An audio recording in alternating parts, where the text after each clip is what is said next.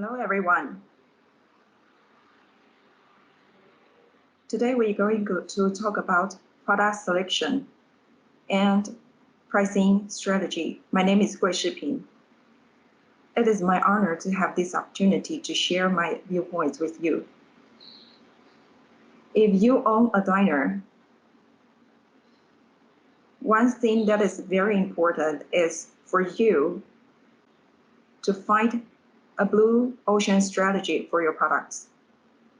The first is you have to think from the perspective of customers instead of yourself as a supplier.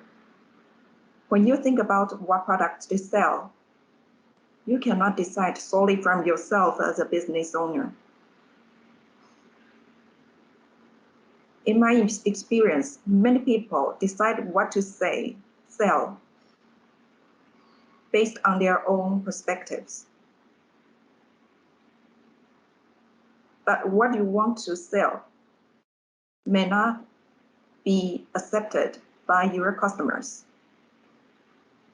So you need to think from the perspective of customers. Think from their viewpoints.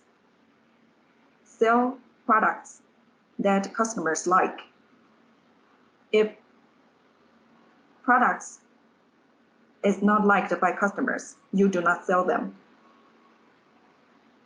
I have experience in providing consultation services to many dining owners. I tell them this product is not suitable for selling, but some of the business owners will not accept it. They insist in selling things they want to buy from their own perspectives. But in my opinion, you need to sell products that customers like. Because to do business, you can change products that customers don't like and sell those customers like. The most important thing is to attract customers to your diner to purchase. So you can adjust your product list, not just insisting things that you like to sell and don't change based on customers' preference. You can adjust your products. You can change and take off products that customers don't like. Do not think from yourself. For example, there are a lot of unmanned stores now. However, are these stores successful? To be precise, unmanned stores means stores there are no clerks to serve you. In Taiwan, we have many convenience stores like 7-Eleven. We have a lot of them. There are over 6,000 7-Eleven stores across Taiwan. 6,000 stores only in Taiwan. Those 7-Eleven also provide unmanned store. They name those stores X stores. The first X store is opened at the headquarters of 7-Eleven. And the second X store is located in the major location in Taipei. And next to it, they opened a 7-Eleven, a traditional 7-Eleven, and they make a comparison. And they found that the store with clerks to serve customers have a lot of revenues, have a lot of customers, because that store has clerks to serve the customers. So if you have two stores that sell the same things at the same price, the customers will naturally go to the store with clerks to serve them. Because if they go to unmanned store, they have to do everything themselves. So in Taiwan, 7-Eleven opened an unmanned store and a regular convenience store and made a comparison. And after that experiment, 7-Eleven found that unmanned stores are not very successful. So across Taiwan, they only have 5 unmanned 7-Eleven stores in Taiwan. So they will not focus their business on opening unmanned stores. Why? What is the reason? What is the reason behind that? Because unmanned stores are not opened from the perspective of customers. The business owners want to open unmanned stores, but they do not think about what benefits can these stores bring to their customers. So the same way of thinking. In the dining business or catering business, you still have people to serve your customers. You may replace some of your employees with robots, but for most of the time, you will still need clerks to serve your customers. That is thinking from the perspective of customers. And the second thing to think about is to innovate your business model and to reshape your product image through marketing. A lot of people talk about innovating your products. I agree with that. However, in the dining business, it's rather difficult to innovate products because we already have a lot of very creative and innovative products. So if you want to find something new, it's rather difficult. So my suggestion is that you can take existing products they are already there in a dining business, and then reshape them, repackage them in a way that attract customers, bring new life to existing products. There may be a lot of existing products in the market, but you can redesign their package, redesign the way you present these products, and redecorate your store.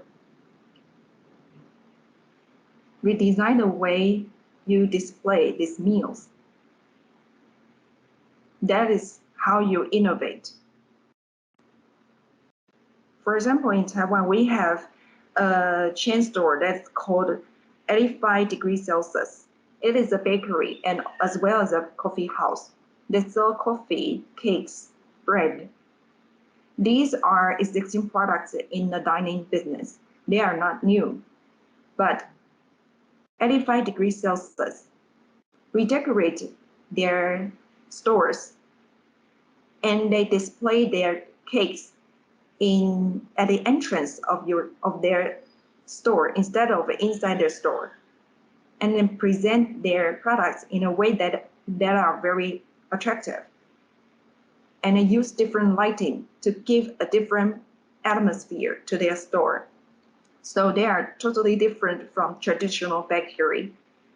So they attract a lot of customers. Now they sell globally. There are over 1,000 stores of 85 degrees Celsius across the world. Those products that sell, the cakes, the bread, the coffee, they are not new products, but they repack them, reshape their image. And that is how they attract new and more customers. Another example is that there is a chain store called Xian Yue Xian. It sells jelly, grass jelly. And the name in English means meat fresh. They sell grass jelly and taros desserts. Grass jelly and taro desserts are not new products. They have been in the market for a very long time. However, in the past, the stores that sell these products are usually very small stores, not fancily decorated, and appeal very traditional. But meat fresh, the chain brand. They sell the same products, but they decorate their stores in a way that make people feel that it is a very fancy store. And they redesign the packages of their products. That's how they make their stores successful. And they also sell globally. Now they have about 800 stores across the world. That is how business in the dining industry bring new life to existing products and to reshape their image, evolve from traditional image, and make their stories successful. So you can think about in your own countries, you may be selling products, they are already there. But other competitors in your own countries may not present their products in a way that they are appealing to their customers. So you don't need to innovate product. You don't need to bring new product. What you need to do is to present the products appealing, make them presentable, and find some advertising company to help you design your stores. So your customers may feel like you are a new store and will be more willing to visit your store to purchase. Repackage your products, bring new life to existing products. That's my point. Next, let's talk about product planning. If you have a diner, you need to have product mix. Like I said, you have to think from the perspective of customers. So when planning what products to buy, you cannot decide what to buy solely from your own perspective, because the things that you would like to sell may not be liked by customers. So when choosing your products, choose those your customers like. Sell what customers like. In your product mix, you may have individual products. For example, in a coffee house, the individual product is coffee, like latte.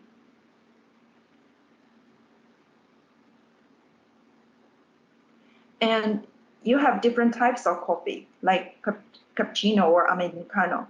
And these individual products form product line or product series.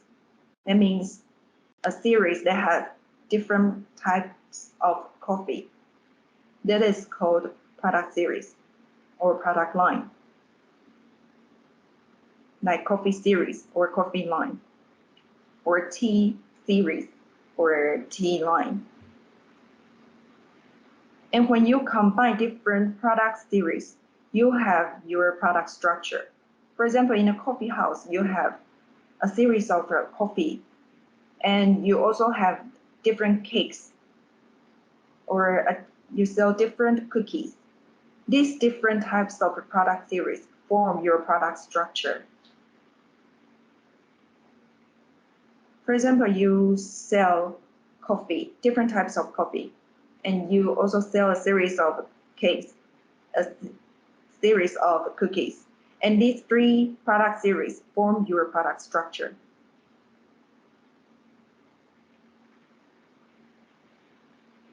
For a dining business, my suggestion is that you need to provide a wide variety of products to your customers. You have to provide a wide selection of products for your customers to choose from. If you sell only a very limited selection of products, customers may not have a lot of things to choose from. So my suggestion is that sell as many types of products as possible. So every time your customer comes to your store, they can choose different things. They can order different products. But if you only have a limited selection of products, can you run business? Yes, but you may need to open it in a established, collective business established For example, in a department store, in a food court of a department store, there are a lot of different stores selling different single products. Or in Taiwan, we have a night market. There are a lot of stores that sell one single product. For example, in Taiwan, we have many food stalls that sell only one product. So they go to a night market to do their business, to sell only one product. But they still attract a lot of customers because they do their business in the night market.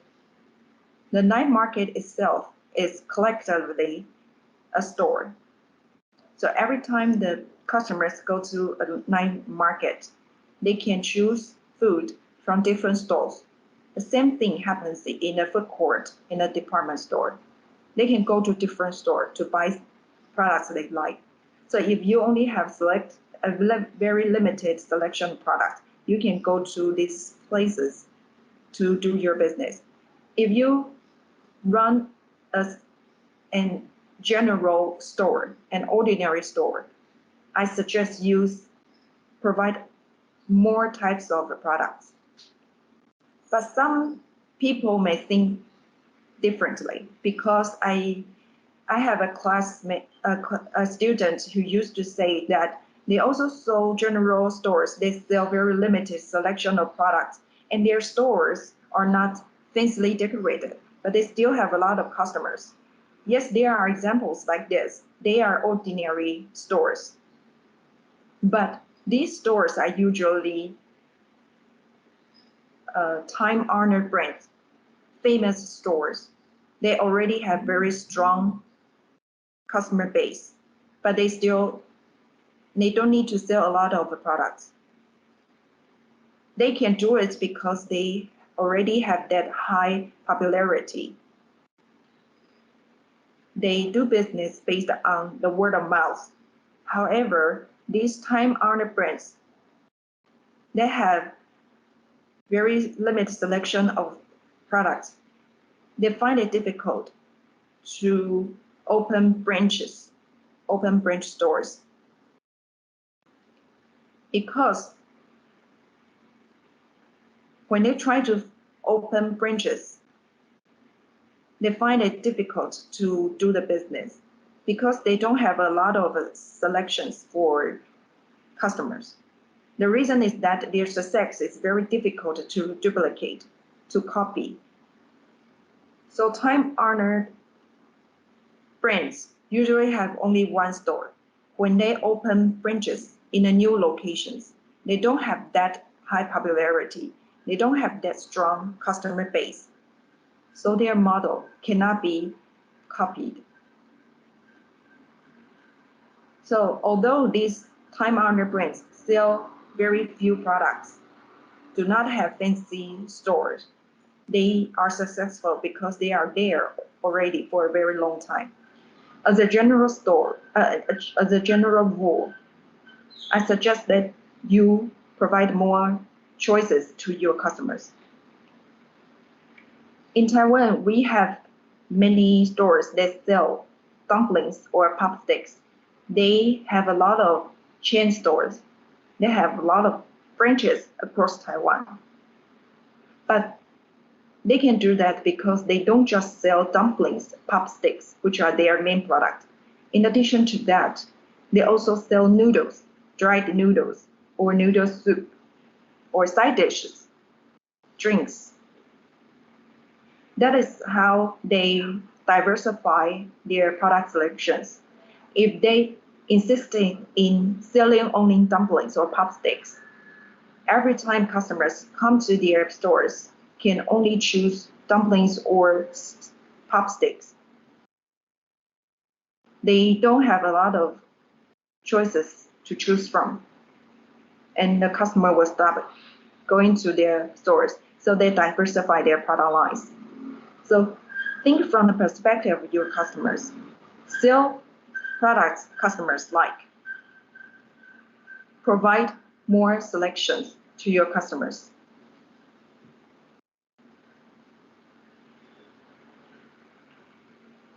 When you sell, you have main products, secondary products, and promotional products. Main product is the most important product in your store. In a coffee house, the main product is coffee, of course. Or sometimes you will have tea. The secondary products include cakes.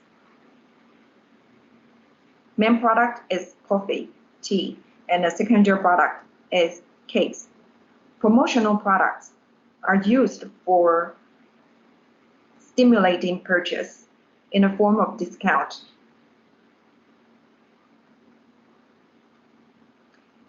So the main product should account for the most of all of your products.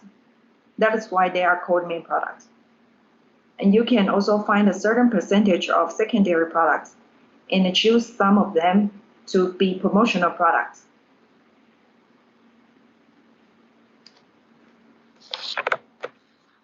So for your main product, that usually accounts for over 50% of all of your products. You will have fewer secondary products. And promotional products, they come occasionally, used to stimulate to purchase. So every time you have different types of promotional products, you give discount to different products to stimulate purchase. So this is a percentage of your product structure. Take KFC, for example. The main product are fried chickens. That's the most important product in their store. And they have secondary products such as egg tarts. So you can see on the slide, there's a picture of the egg tart. That's their secondary product. And on the other picture, you will see a promotional product used to stimulate purchase. That is the strawberry cheese ice cream. They can be sold with discount occasionally.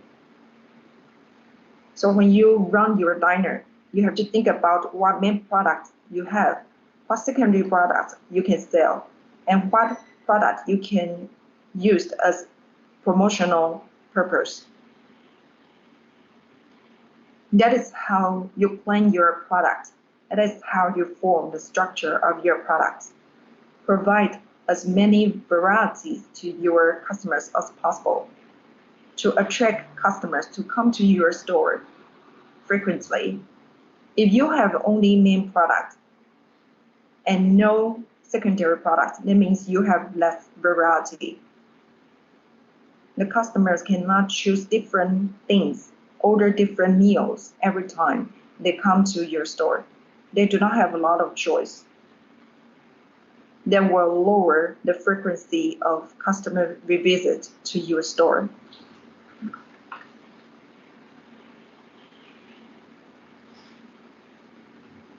So if you have only limited selection of products, like I said, you can go to night market or department store or other collective business establishment. If your products are high price, you can go to department store to sell them. And if your products are low price, you can go to night market to sell your product if you don't have a lot of product to provide to your customers. In Taiwan, we have a food and beverage group called Uni President. They open an ice cream store. They sell only ice cream. And their products are high priced. So they choose to open their ice cream store in a food court of department stores.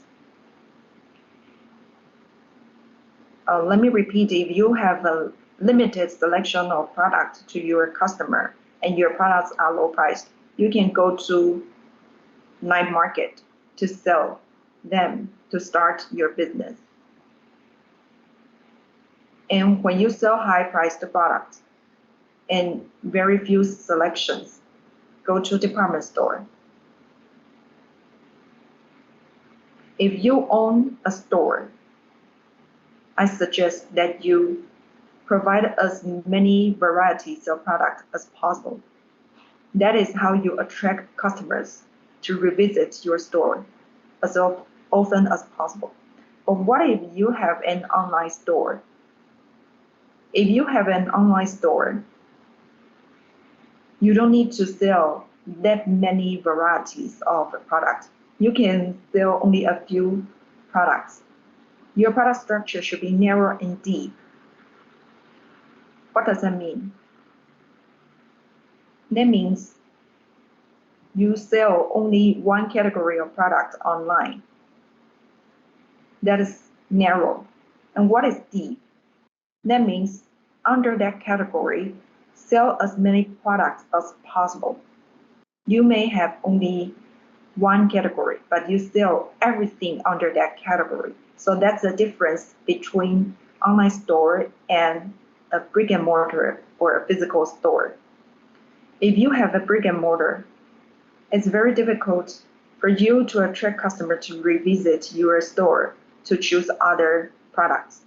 But for online store, that is not a problem if you have very few selections. Because if customers want other things, they can just with the click, they can go to other store to buy other products. So for an online store, you don't necessarily need to sell a lot of different categories of product. That's what I mean by being narrow and deep when you go online, when you run business online.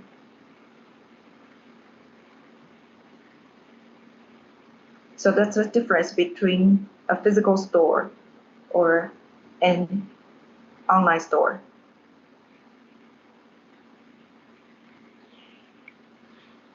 Next, let's talk about new product development.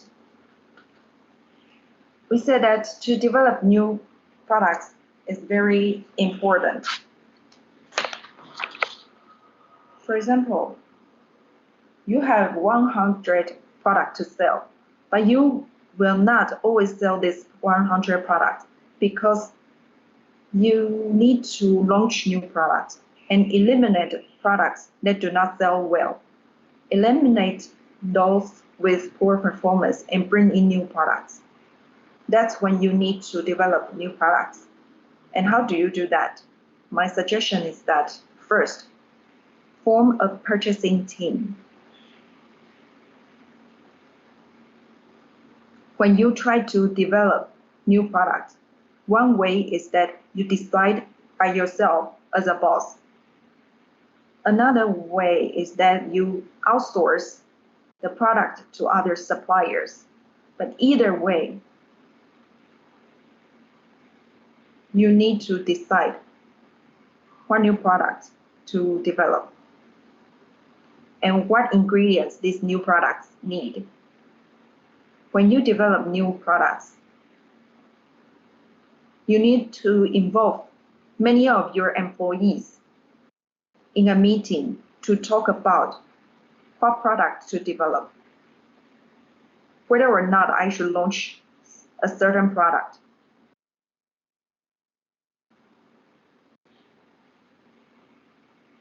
A lot of diners in Taiwan do not have that many employees, so it is usually the boss who decides what to sell, what product to develop. And the boss decides by him or herself. But the question is that decision correct or not? Will that decision work or not? The boss decides to sell a new meal, but will customers support that? The risk of deciding new products by the boss alone is quite high. To avoid that risk, I suggest that form a purchasing team.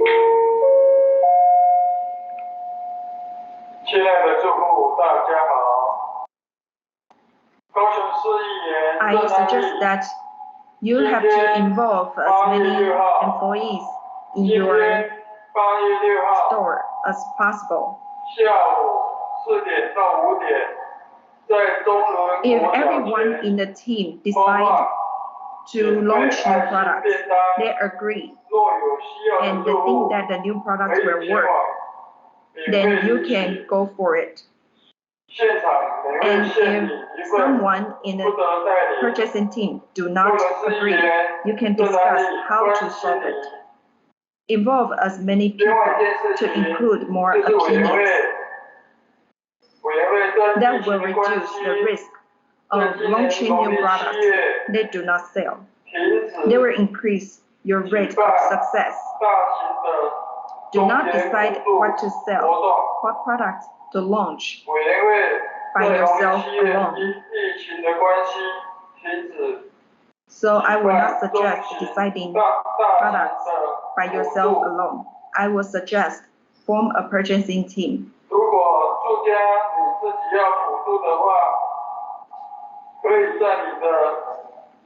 You can have as many people from your employees as possible to discuss. And when everyone agrees, you can launch the new product. They will increase the rate of success. The second step is to pay a visit to your suppliers. Visit the factories of your suppliers because you need to buy ingredients from other suppliers. So you need to ensure the quality of their goods.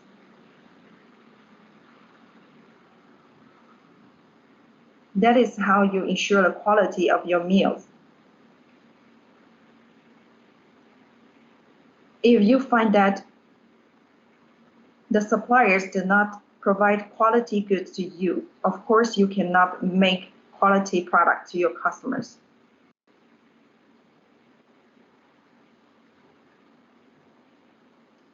When you want to purchase ingredients, there will be a lot of salespersons from suppliers to push their goods to you. When they push their goods to you, they will bring samples, and the samples are the best possible product they have on hand.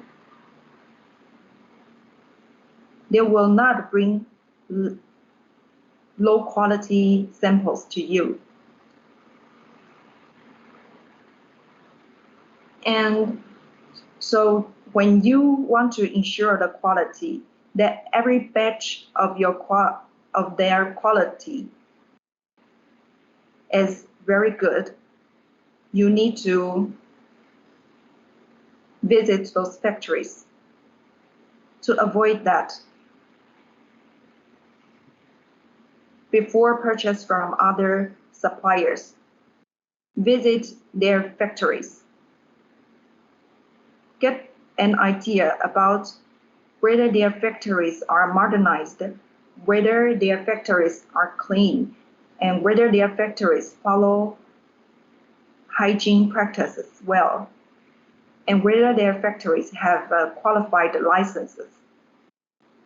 If you visit a factory and find that the factory is not very well established or has very poor hygiene practices, or is not very clean, you can be certain that they cannot provide quality goods to you.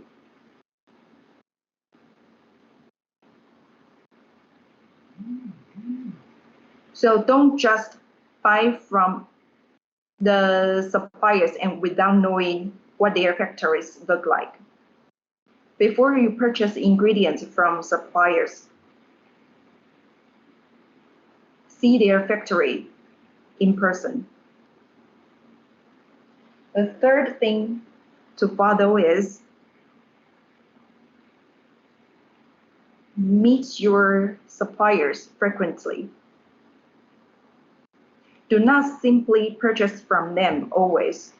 Meet with them frequently. You need to evolve from simple purchase relationship or OEM to ODM. In the past, many business owners find factories to produce products for them, and then they evolve from OEM to ODM. That means original design manufacturer. A business owner design their own products and find the factories to produce and manufacture the products for them. That's ODM. And further, you can even move to OBM. B stands for brand. That means you have your own brand and have others to manufacture for you and then put on your brand. That brand may be the name of your store. That is a way to increase the popularity and visibility of your brand, of your store.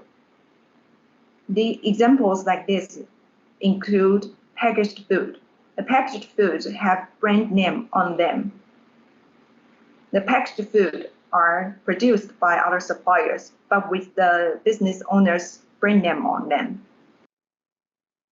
And this packaged food can be sold not just in the business owner's stores, but also in other channels like other shopping malls.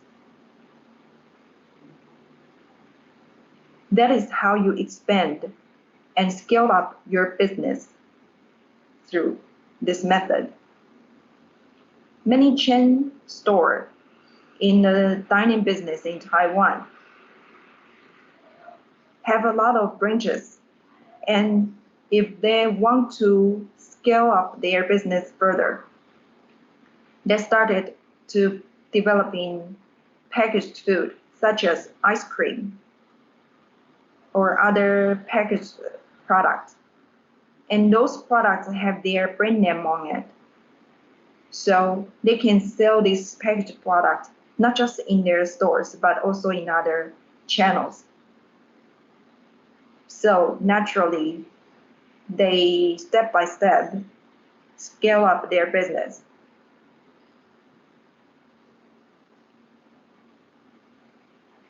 Those products can be sold in convenience stores, shopping malls, or grocery stores, not just in your own store. To sell them well in these different channels, you must have high popularity. Why is that? Because when customers go to convenience stores or shopping malls, the clerks in the stores or shopping mall will not introduce your products or your brand to customers. The customers know about the products and then go there to select themselves. Customers choose products whose brands they know about. They choose products with high popularity and high visibility. To raise your possibility and visibility, you may need to do some commercials or advertisement. They will cost a lot. For example, TV commercials to raise your popularity. If you don't have that high popularity and you try to sell your packaged food in convenience stores or shopping malls, you may not sell well because customers do not know your brand. But if you go OBM, you do original brand manufacturer, and you started to gain popularity because all of your products have your brand name on them, and customers start to know your brand. And then when they go to other channels, such as convenience stores or shopping malls, they see your product name and know about you. They will purchase your product. That's how you raise your popularity through OBM. So when you have that popularity, you can follow that model to sell your product in other channels.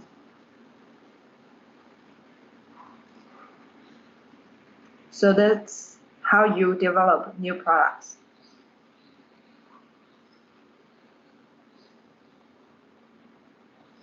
Next slide, please.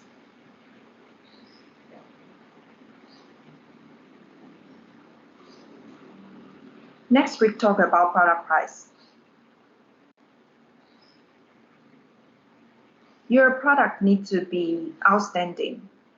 Your product needs to be liked by customers.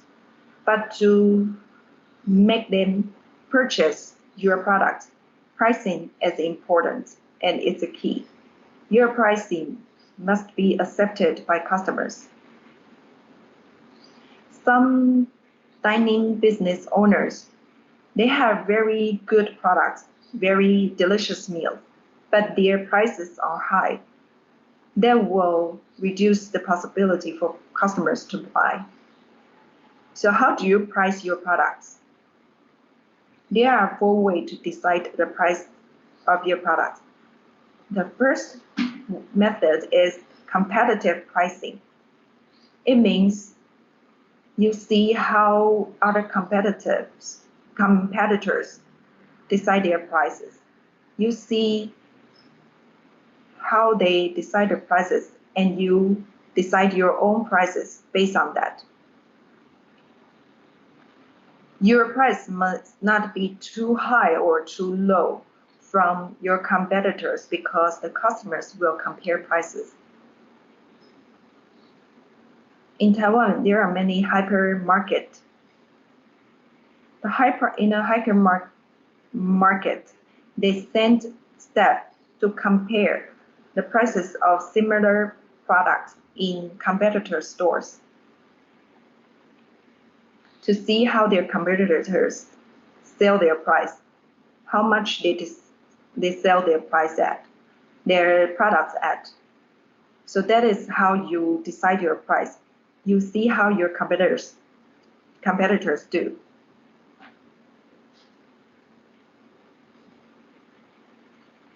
So if you want to decide high price, higher than your competitors, you need to make sure that your product has high popularity. Take coffee house, for example, in Taiwan. Starbucks is very famous brand in Taiwan and a very big chain brand across the world. In Taiwan, they are positioned in high price coffee. There are many other coffee houses, but they go lower price strategy. If they want to go high price, it is very difficult for them to compete with Starbucks. The reason is that Starbucks have really high popularity. It is a very famous brand. It's like LV, Louis Vuitton in the coffee industry.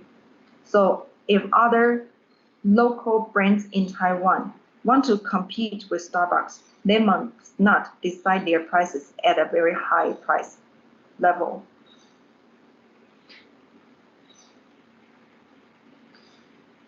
In addition, in my opinion, you have to spend a lot of money if you want to purchase Starbucks coffee. But in return, you get very high-end service. But still, I think that in Starbucks, you still also need to go to Starbucks to order, and you have to pick your own order, and you have to take all the cups back to the counter by yourself. You don't have waiters to serve you in Starbucks. So I think although you have to spend a lot of money purchasing in Starbucks, but their service is, you need to do a lot of serving yourselves. But they still attract a lot of youngsters to purchase in the Starbucks because it is such a famous brand that people would like to purchase. And they also sell a lot of mugs or cups with the brand of Starbucks on them that attract some customers to collect them, especially the city mugs. Different cities have different designs of Starbucks mugs. So that attract people to collect like Taipei mugs or Tokyo mugs or England, Shanghai or Beijing mugs. You can only buy city mugs in that city. So some people, when they do business travel, they collect city mugs from Starbucks. They can do that because they are such a big brand. If you do not have that high level of popularity and you sell your products at such a high price, that will not work for you.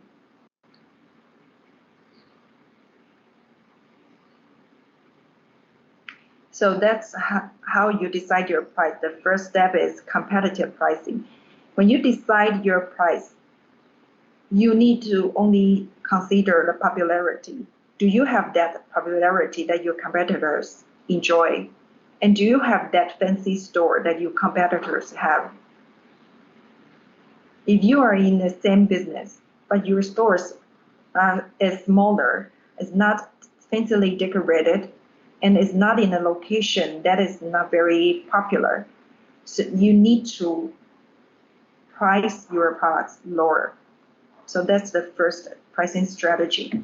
The second is cost plus pricing. How do you decide price? Cost plus pricing means add your cost and profit together. The cost is how much it takes for you to make a product. How much do the ingredients cost? That's the cost of your product. And profits is the margin that you would like to make. And add them together, you get your price. For example, the cost of a meal is $100, and you would like 50% profit. That means $50. So 100 cost and $50 of profit.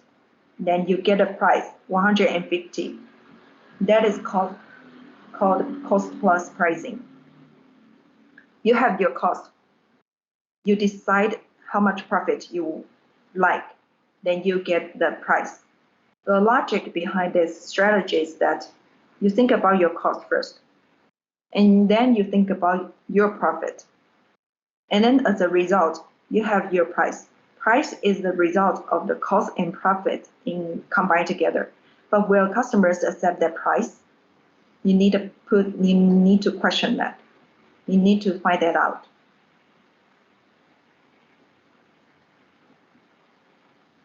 If you wish customers to buy your product, I would suggest the third pricing strategy, that is customer-driven pricing. That is, decide your price first, and then figure out your profit and cost. The formula is similar to that of the cost plus pricing, but the order is different. For the third strategy, customer-driven pricing, you need to find out the price that can be accepted by your customers. When you find out the price that can be accepted, you think about how many profits you want. If your customers can accept lower price and you want a certain percentage of profit, then you need to think about how to reduce your cost to be able to meet that lower price and still maintain your profit. So the logic behind it is first, decide the price based on customers' acceptance, then decide your profit, and then adjust your cost, find ways to reduce your cost. If you need to lower your price to be able to accept it by customers, that means you need to lower the cost. How to lower or reduce your cost? Can you reduce the cost of your ingredients? Yes, that is a way to reduce cost. For example, if you want to reduce the cost of the ingredients, you can put less ingredients into your meal. In the past in Taiwan, there was a pizza house. Unlike other pizza houses that sell large-sized pizzas, this pizza house sold only small size pizza, and each small size pizza costs only 50 NT dollars. Other competitors sell several $100 of pizza each, but they make smaller pizza and they sell them only at 50 NT dollars. It's quite acceptable. But by make the size smaller, they reduce the cost of the ingredients. That is, reduce the size of the pizza, then you reduce the cost of the ingredients. And let's go back to the example of 85 degrees Celsius. They sell coffee, cakes, and bread. The picture on the right-hand side, you can see there are a lot of selection, varieties of cakes in the display shelves. Each is so beautifully displayed, and each have their price tag on them. And you don't need to go to the store, go inside the store to order. You need to only stand outside of the store to order. So they attract a lot of customers. They reshape the image of their product. And they sell so well, they are listed on the stock market. And they have over 1,000 stores across the world. And that, again, they sell a lot of different products. Other competitors sell the same thing, coffee, cakes, and bread, but are they as successful as 85 degrees Celsius? Not quite. A lot of other competitors closed their business. They were out of business. The same product, but different result. How does 85 degrees Celsius do it? What is the reason behind their success? The reason is that in the past, a lot of bakery owners in Taiwan, they open a store, they sell cakes, but they sell only whole cakes, like 6-inch, 8-inch, 10-inch, or 12-inch, and each whole cakes cost higher. Customers only buy them when they are celebrating birthday. So that means they do not revisit these stores, revisit these bakeries that often. So it's difficult for them to scale up because their products are large in size and cost higher. But what did 85 degrees Celsius do? They think from the perspective of customer. They decide the prices that can be accepted by customers first. For example, the customer can accept $48 for cake. $48 is lower price. So to meet that lower price, they have to reduce their cost. So it's impossible for them to sell only whole cakes. The way they did it is they cut whole cakes into smaller pieces. So from the picture, you can see that these cakes are smaller in pieces. They are smaller in slices. So the price are lower and the costs are lower as well. And another benefit of that is customer can always go to their stores to buy. They don't need to wait until celebrating birthdays because the cakes are lower in price. And when they are celebrating their birthday, they still can go to that 85 degrees Celsius to order whole cakes. So they sell whole cakes and smaller pieces of cakes as well. So there are two different ways of doing business. You cut your whole cakes into smaller pieces. But the whole cakes and the smaller pieces of cakes, they involved in the practice in two different industries. Whole cakes are for takeaway, and that is the food retail industry. For 85 degrees Celsius, They are in the food retail industry and in the dining industry as well, because they sell smaller pieces of cakes. So the customers can stay in their store and enjoy the cakes and enjoy the coffee as well. But what is the frequency? Which frequency is higher? To buy whole cakes or to buy smaller pieces of cake and enjoying them in the store? Of course, it is the second. So they do both business. They do the whole cakes business and the smaller cakes, the dining business as well. That is how 85 degrees Celsius can be successful while competitors fail. So first, decide the price that your customers can accept.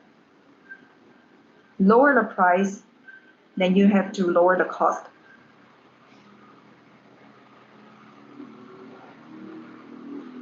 What other costs can be reduced? The cost of manpower.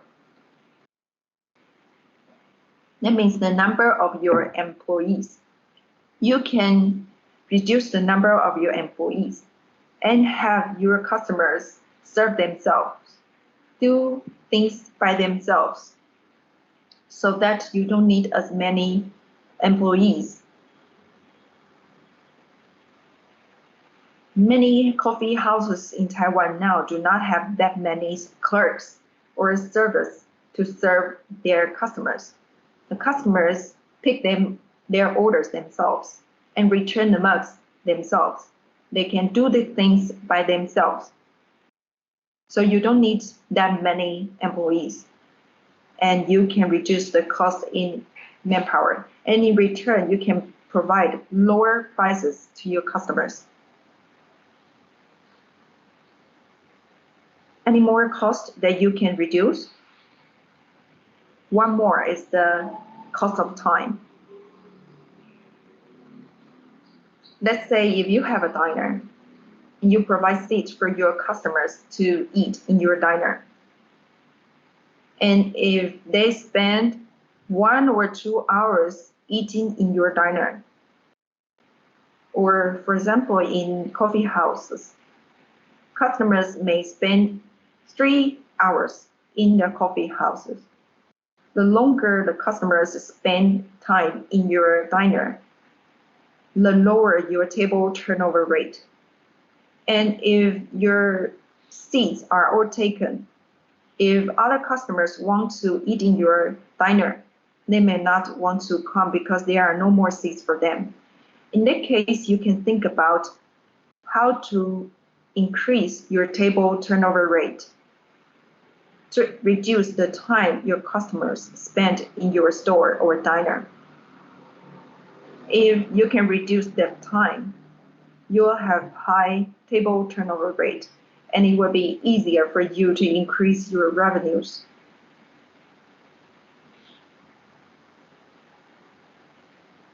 If you want to reduce the time your customers spend in your store, you need to provide them incentives. The best incentives to provide is discount. For example,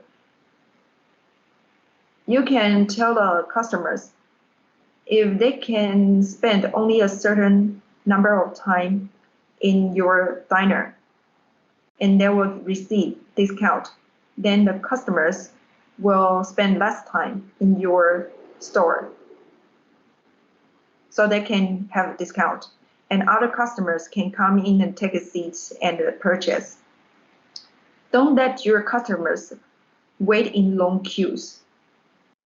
Try to shorten the time that your customers spend in your store.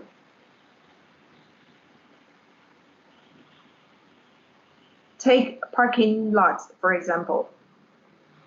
If you want to park in a private parking lot, at the entrance, you will get a token, and then you park there. When you are leaving the parking lot, you will be charged based on how much time you park your car in a parking lot. So you can do that for your diner. For example, if your customers spend time eating in your diners within 30 minutes, then you can give them discount. That's how you can increase your table turnover rate. Provide incentives for your customers to spend less time in your diner.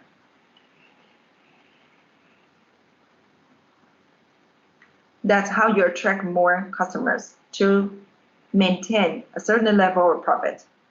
So that is the customer-driven pricing. Decide prices first, and then decide your profit. Then find ways to reduce cost. You can reduce the cost of ingredients or reduce the cost of manpower. Let customers serve themselves. Or you can also reduce the cost of time. Provide incentives to customers who spend less time eating in your store. That is customer-driven pricing. And the fourth one is predatory pricing, but we will take a short break now. And after the short break, we will continue with the predatory pricing. We will have a 10 minutes break.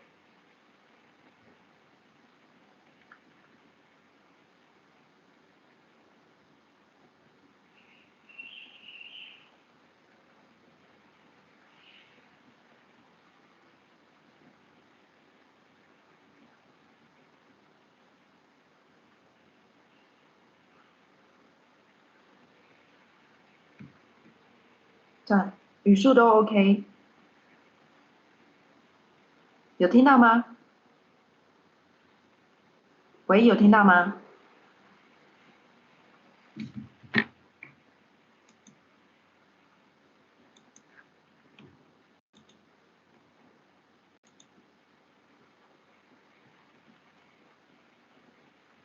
哦，语速都 OK， 语速都 OK。喂喂，请问有听到吗？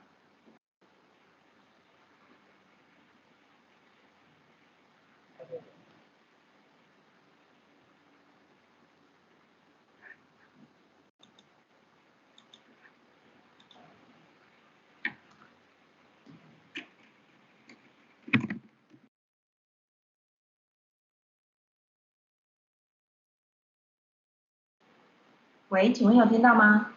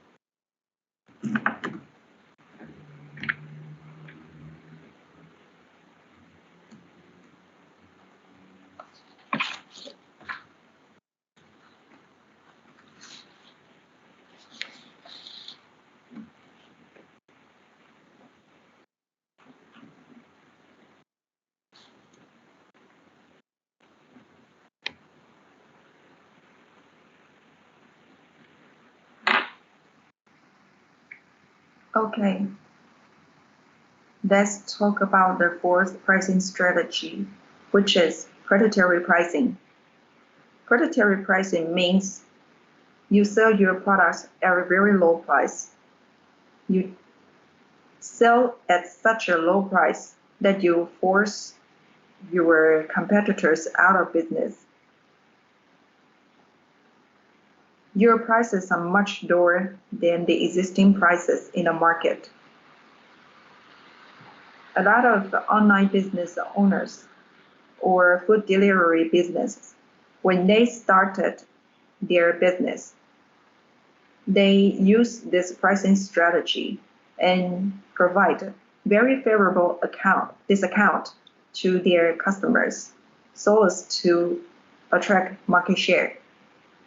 Of course, they have to absorb the loss for providing this discount themselves. So to use this pricing strategy, you need to be a large business and have a lot of financial resources to be able to do it. For example, in early years in McDonald's, they have a lot of different products. But when the first McDonald's opened in Taiwan, they sell at a higher price. But with more and more stores open in Taiwan, they have to naturally lower their prices because the customers are more used to the stores. So to expand their business, they started to lower their prices. McDonald's was already a leader in that industry. But when they lower their prices, other competitors like Wendy's or other fast food brands started to lower their prices as well because McDonald's, which was the leader of the fast food industry, have already lowered their prices. So competitors were forced to lower their prices as well. But the question is, McDonald's, as a leader, they have more stores across Taiwan than other competitors. So they have more financial power to stand that lower prices. They can still have profits with lower prices, but other competitors do not have that financial power and do not have that many stores. So they do not have many profit left when they lower their prices. So for McDonald's, they can use this pricing strategy. For other competitors, their profits become much lower. So they were out of business. This strategy is the so-called predatory pricing. It can be used by business who had very large scale. That's how we call it predatory pricing. So these are the 4 product pricing strategies that you can use.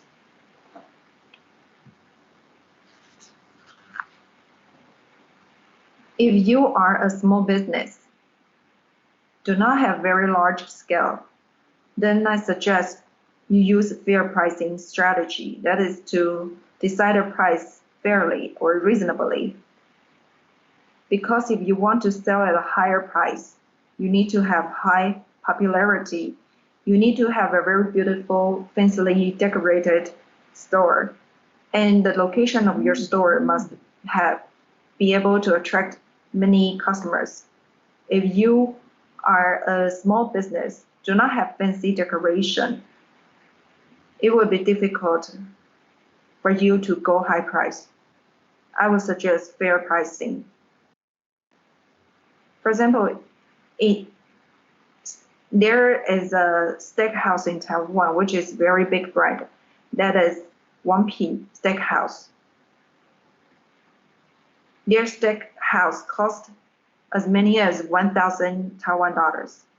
But customers still go there because they have very high popularity. But if you are a small business and you run a steakhouse, you do not have that high popularity and do not have very fancy store. If you still sell your steak at $1,000, no one will come because you are not like that big brand. So for you to do the business, you need to go lower price to price your products fairly, to provide a bargain to your customers so that your customers will accept. So let's talk about the products themselves. We talk about the gross profit. Products have their gross profit and gross margin. What are these two concepts? What is gross profit? Gross profit is product price minus product cost.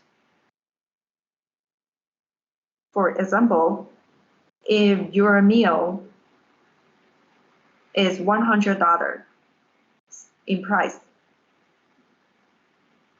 and the cost to make this meal is $40, then your gross profit is 100 minus 40 equals 60. Your gross profit is 60. That is 100 minus 40. Different meals, different product has different gross profit.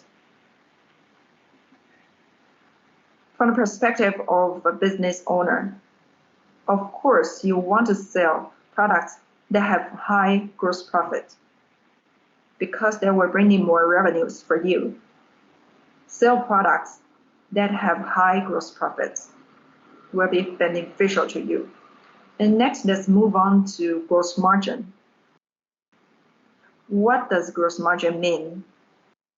Gross margin means gross profit divided by product price. We know that the gross profit is price minus cost, and gross profit divided by product price equals gross margin. It's a percentage. If your gross profit is $50 and the product price is $100, then the gross margin is 55 divided by 100. Then you have 55%. 55% is the gross margin of your product. Different products, again, have different gross margin. For example, you have product A, B, C. Each have their own gross margin. If you want to figure out the total gross margin of your store,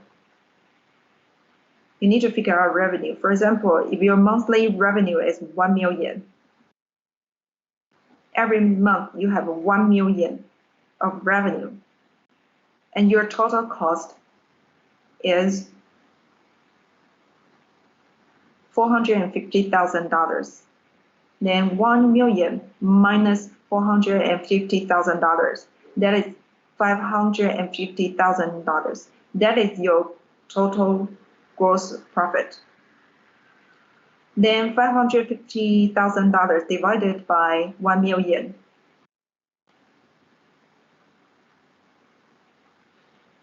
You have 55%. 55% is your average gross margin for your store.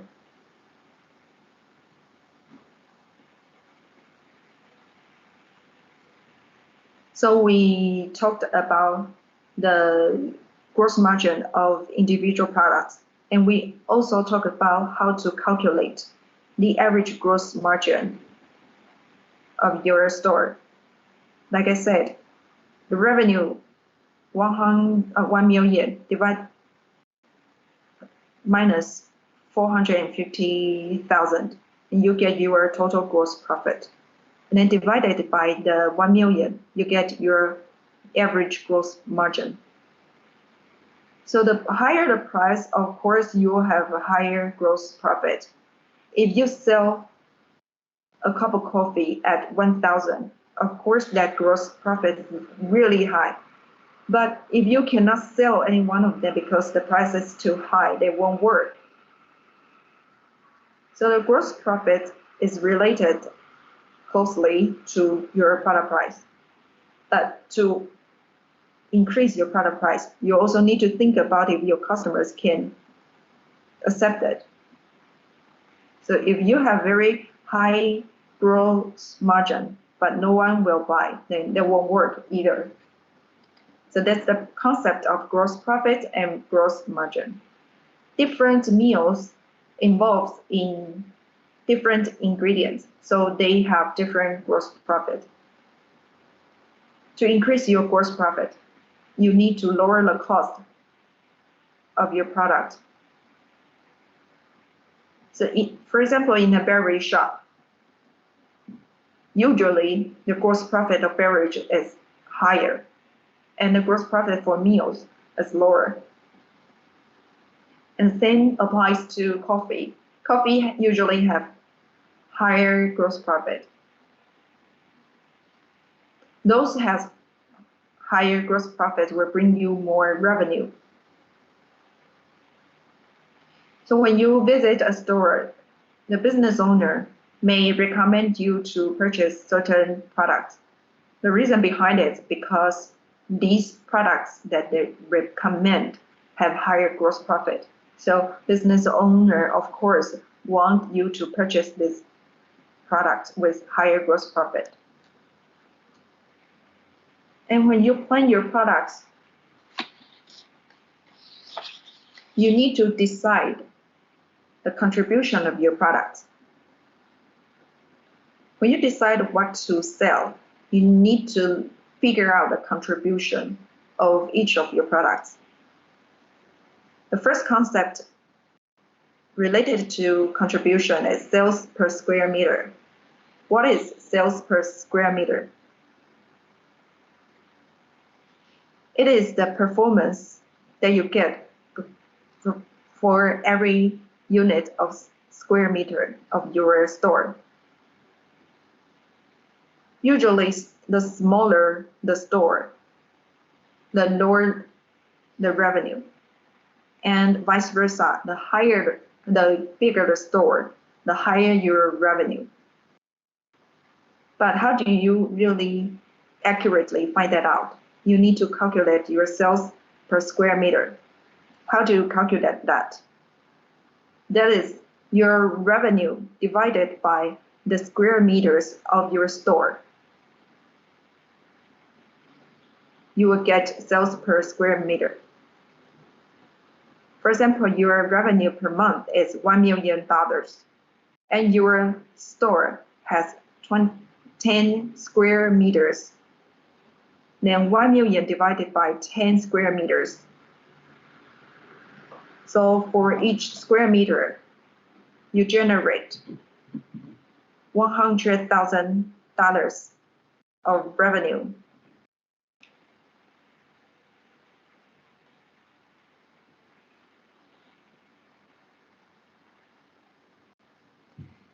So you need to increase the sales, the revenue per square meter.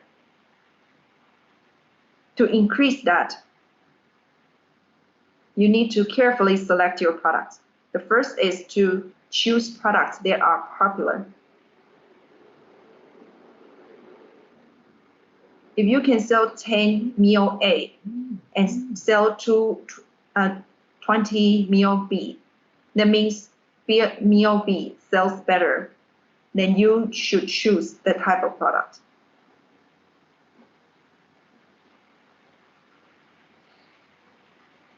So you need to make a ranking for the meals to rank them by how popular they are, how well they sell.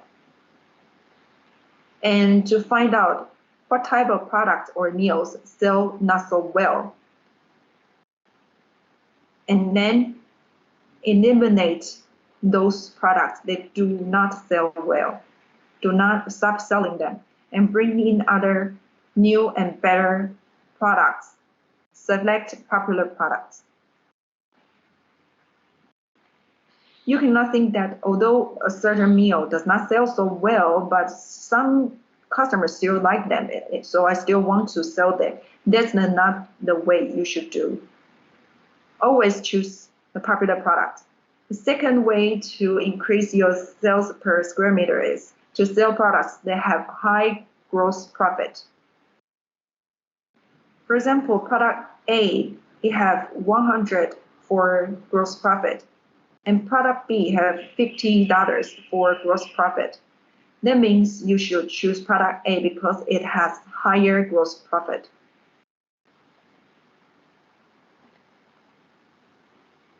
That is why when you visit a store, you will sometimes have the clerk or staff recommend you to purchase some product, certain product.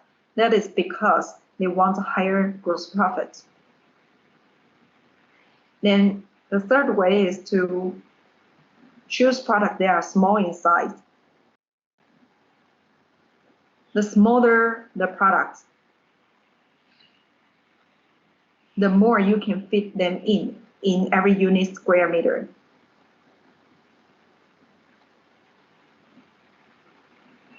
So you can provide more products, more selection of products, and higher the contribution of the product. And in terms of a dining industry, what does a smaller size mean? It means you need to sell meals that requires less time to make. The shorter the time it requires to make, the higher the contribution. Some meals can be prepared very fast, and some meals take longer time to prepare. Like in coffee house, now they have machines to brew the coffee for them. So it's very fast to prepare the coffee they order. They just have the machine brew their coffee, and that is done. So you need to figure out how long the time each of your meals require to make. Some meals can be prepared really fast. So these meals have very high contribution to your business. So you have to think about your products. Think about how much revenue you can generate per square meter of your store. Use the formula that I gave you to calculate that. And then choose popular products, choose products with high gross profit, and choose products or meals that require less time to make. These are the products that will be high in contribution to your business. Here is a formula to calculate product contribution. Like in a diner, you have a lot of different meals. How do you figure out their contribution one by one? This is how you calculate that. Sales volume multiplied by gross profit, then you will have the total gross profit of your product. You cannot judge the contribution simply based on sales volume or based on gross profit only, because some have high sales volume but low gross profit, and vice versa. So you have to multiply these two figures together to be able to get a total gross profit of your product, and then rank your product based on the total gross profit. For example, here we have this example, like you can sell 100 product A per day, and each has a gross profit of $50. So you multiply these two figures together, that is 100 multiplied by 50, then you get 5,000 for total gross profit. That is the total gross profit for product A. You cannot judge the contribution based on sales volume alone or based on the gross profit alone. You need to multiply both figures together to accurately figure out the contribution of your product.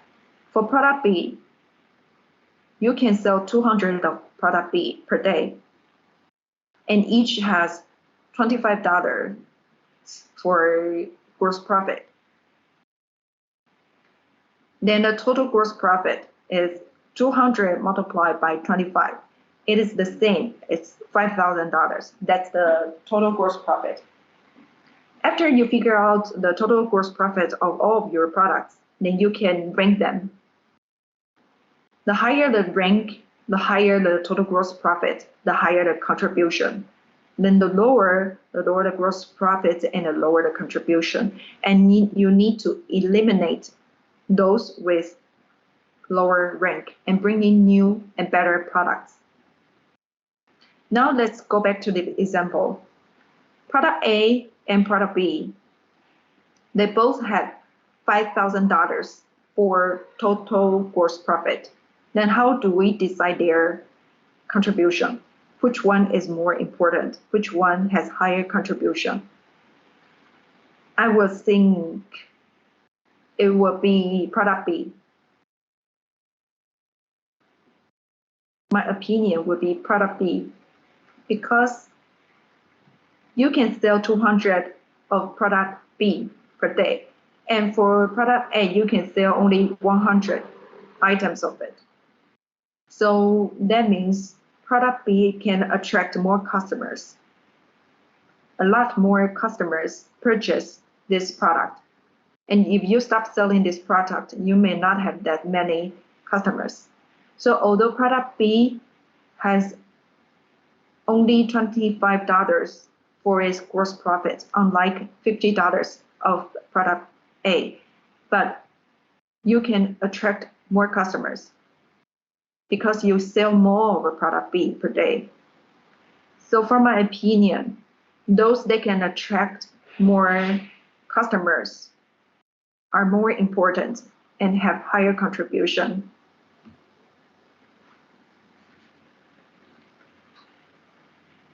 And when you have the same total gross profit, another way to decide their contribution is based on how much time it requires from order to serve. We call it operation time. If a product has very short operation time, then I can make more of them. If a product has very long operation time, you can have only a very few number of it across a day. So you have to think about your business, think about your dining business, think about how much time it requires for you to make and how much time from order to serve. If the longer the time, it will be much more unfavorable to your business. You need to go back to calculate how much time you need to make each of your meals. That's how you decide the contribution of your meals and rank them based on their contribution. And eliminate those products that are in a higher rank, in a lower rank. So you decide what to sell, what product to sell based on their contribution. Those with poor contribution, with low contribution, should be eliminated.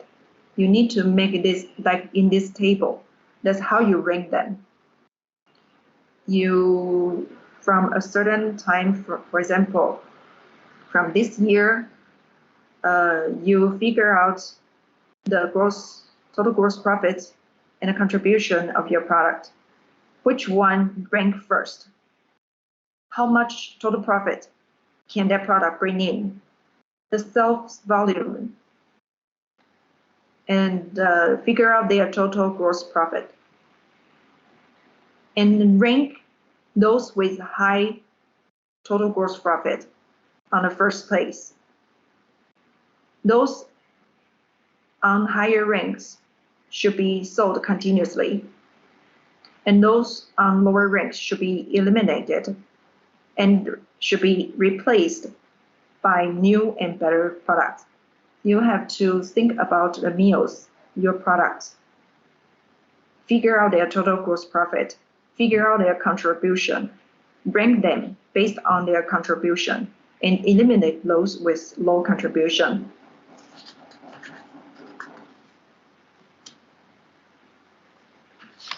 Next, we talk about expand new markets. When you expand new market, you need to increase your time efficiency. What does that mean? First, you need to figure out how many revenue you can generate per hour, how many revenue you can generate from 8 to 9 o'clock, and how many from 9 to 10, and then from 10 to 11 or 11 to 12 o'clock. Figure out the revenue you can generate per hour. And to increase your total revenue, you may need to extend your business hours. Make your business hours longer. If you have a diner and you are open for 5 hours only, and your competitors are open for 10 hours, naturally, the one with 10 hours of business hours have more revenues. If you can open for 24 hours, that would be very ideal, because you make the most out of your rent.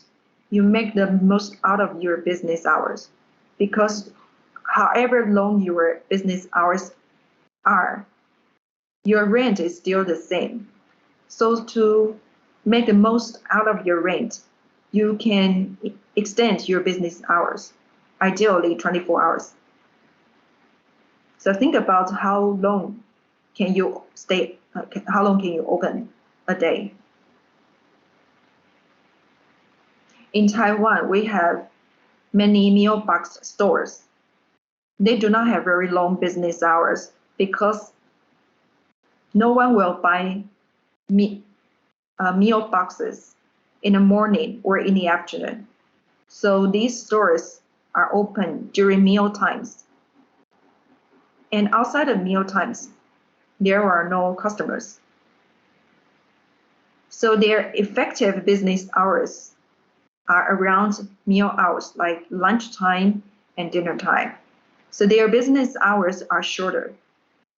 If they want more revenues, they need to find a way to extend their business hours. For example, sell snacks during the afternoon tea time.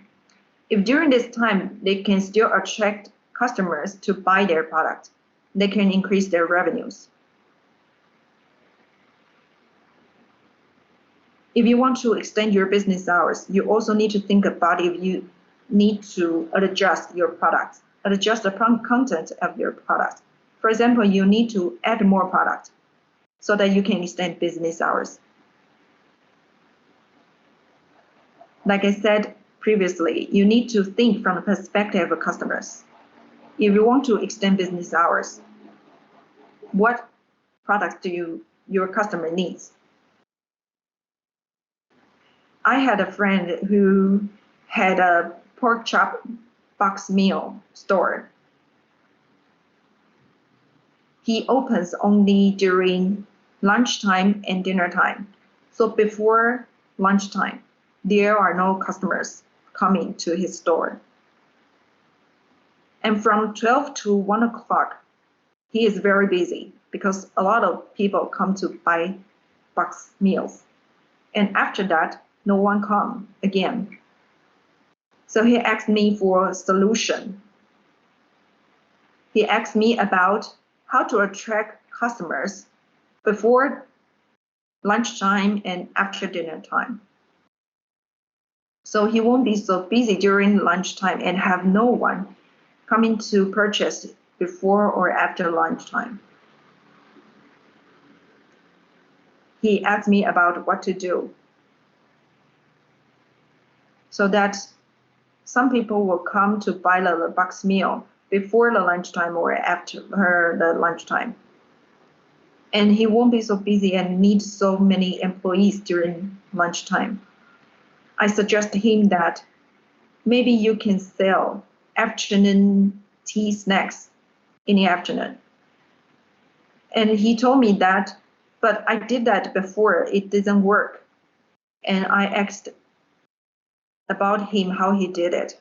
And I realized that although he tried to sell afternoon tea, but he did not redecorate his store. He did not rename his store, and he did not change the sign of his store. People coming to afternoon tea want a place with very nice atmosphere. They don't want to come to a traditional pork chop box meal store for afternoon tea. That will not attract your customers.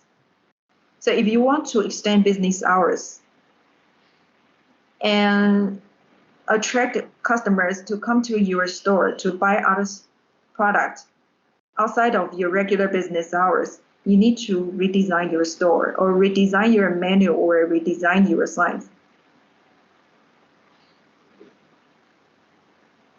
So by extending your business hours, you can bring in more revenues.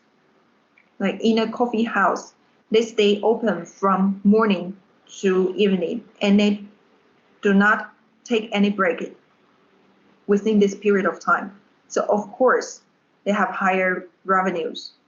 For box meal stores, they are open only during meal times. Of course, their revenues are much lower. Fast food stores as well. Many of them stay open 24 hours, so they keep generating revenues 24 hours. And the second thing to consider is to sell products that has short operation time. The time from order to serve should be short. If after the customer's order and you take a long time to cook your meals or prepare your meals, then you have lower product or table turnover rate. So you need to ensure each and every of your meals require short operation time. Take KFC and McDonald's, for example. They have very short and very fast operation time. Unlike many Chinese food stores, which usually take longer hours to prepare their food. When you go to McDonald's, from the time you order to the time you get your order, the time is very short. You just wait by the counter and then you will get your order very fast. But like Chinese food stores, like box meals, you order and then the clerk starts to prepare your order. So you have to take longer time to wait for your meals to be prepared. Why can't that be as fast as the food prepared in the fast food store? The reason is that the procedure and the process of the meal preparation are different. Many Chinese food stores emphasize that you order first and I prepare upon your order. The customers order their meals and the clerks start preparing or cooking the meals. And of course, it takes time. So you need to spend longer time waiting. But in fast food stores like KFC and McDonald's, they already prepare their meals. Everything is prepared. And when the customers make their order, they can pick the food and serve the customers immediately. The fried chickens, the fries are already prepared in advance. So the clerk at fast food store only need to pick your order. When you order hamburger, he just need to go to the kitchen and pick the hamburger or fries, which is already made and then delivered to you. Of course, it's much faster. Every food is prepared in advance. The clerks only need to pick for them, for the customers. So of course they have shorter operation time. In Chinese food stores, you order first and the clerks cook.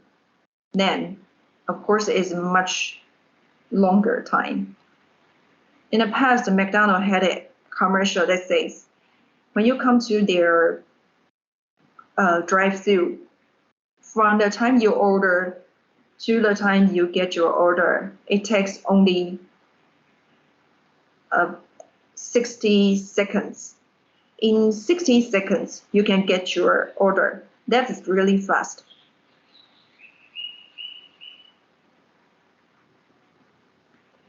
But did they fry their chickens during this short period of time? Of course not. That is impossible. So obviously, everything is already prepared. So when you order, they only need to pick the food and then serve you. That commercial is that great. So back then, our government started to investigate if McDonald's is doing it properly. But then they figure out that because of the way they prepare their meal, they can really deliver their food, deliver the order in such a short time. And the third thing to consider is to increase the time efficiency. You need to increase your table turnover rate, especially when you provide seats for your customers to eat in your store. The shorter the customers spend in your store, the higher the table turnover rate and the more customers you can attract to come and eat in your store. So you need to think about how to increase your table turnover rate. To increase that, you may need to provide takeaway service to your customers. So customers do not necessarily need to sit in your store and then eat there. They can take out their order, and then that's how you attract more customers. So first, extend business hours. Second, shorten operation time, just like how KFC and McDonald's do. They have long business hours. They have short operation time for their meals. That is the time from order to serve. The time is very short. And the third is they have also very high table turnover rate because not every customer coming to this fast food store take away their orders, not staying in their stores to eat. If everyone must stay in the store to eat their meals and they spend a lot of time in your store, then it's impossible for you to bring in more customers, to purchase more, to increase your revenue. When a customer see that your store is all full, they may not want to purchase in your store. They may walk away. Just like the example of the dumpling and popstick stores. They also meet these three principles. First, they have long business hours. These dumpling stores have long business hours. They do not just open during meal times, they stay open for long hours. And second, their operation time is rather short as well. And third is they also have very high table turnover rate because some of their customers stay in their stores to eat and some take away their meals. So you need to think about the time efficiency of your business. If the time efficiency is not so favorable, you need to think about how to extend your business hours so that you can still sell products during the business hours that is traditionally have less customers to come.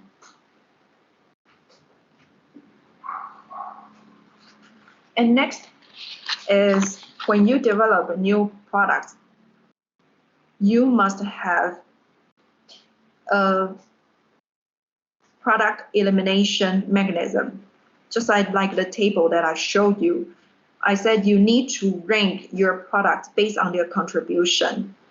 If you find that a product has very low contribution, you need to eliminate that product. So you need to create that mechanism and eliminate product or keep product based on their total gross profit or based on their contribution. You need to have that mechanism. You need to periodically think about what products to keep or what products to eliminate, and then bring in more better products.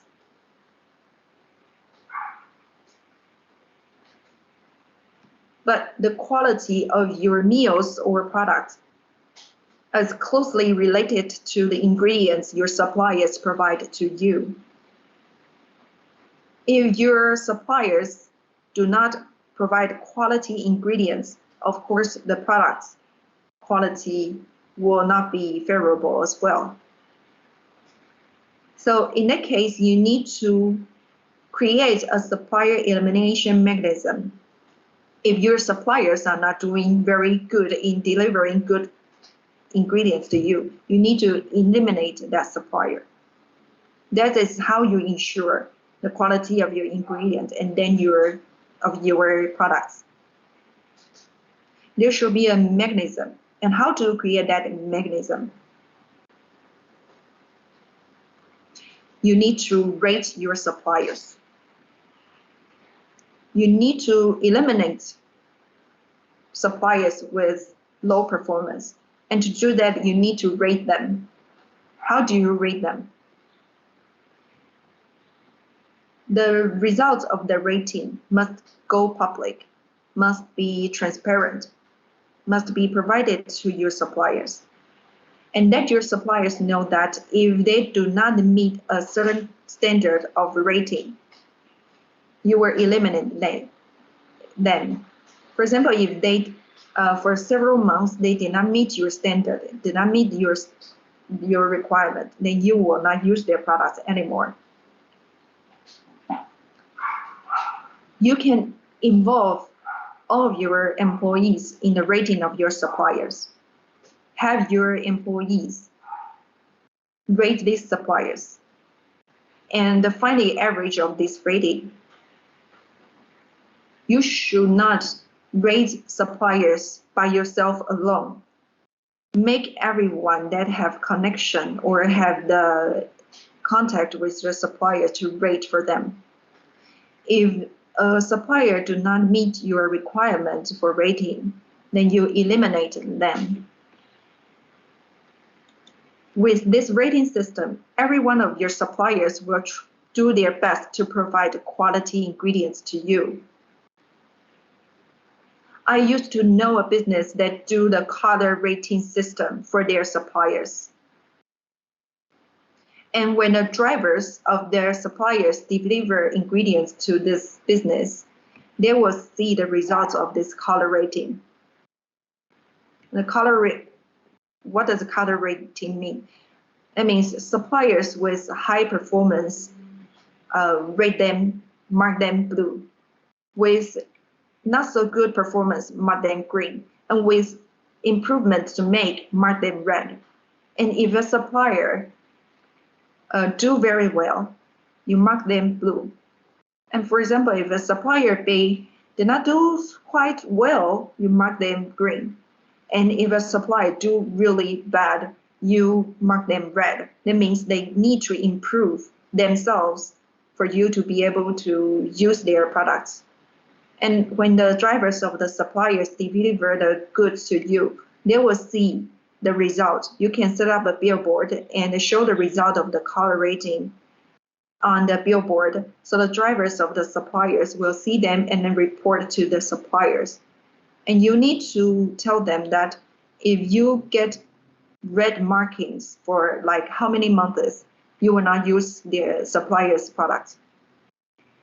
So the suppliers will try their best just to get a blue marks from you. That is how you create a supplier elimination mechanism. You need to have a rating system, and a rating system must be provided to your suppliers. Let them know the result of your rating, so that if you try to eliminate them, the suppliers understand the reason behind it. That is because you have a color rating system or some sort of rating and evaluation system. So that's how you ensure the quality of your ingredients and then the quality of your meals and products. And lastly, let me emphasize that when you plan your product, you must think from the perspective of customers. Do not decide what to sell simply from your perspectives. That's just your viewpoints. The things you want to sell may not be accepted by customers. You need to think what my customers like, not think what I like to sell. Think what products do my customers need? What products do my customers like? Do not sell those products that customers do not like. Again, think from the perspective of the customers. And the pricing strategy should be adjusted based on the location of your business. What does that mean? If your stores or business have, when you decide the price, you need to decide from your popularity, the scale of your business, and also from the location of your business.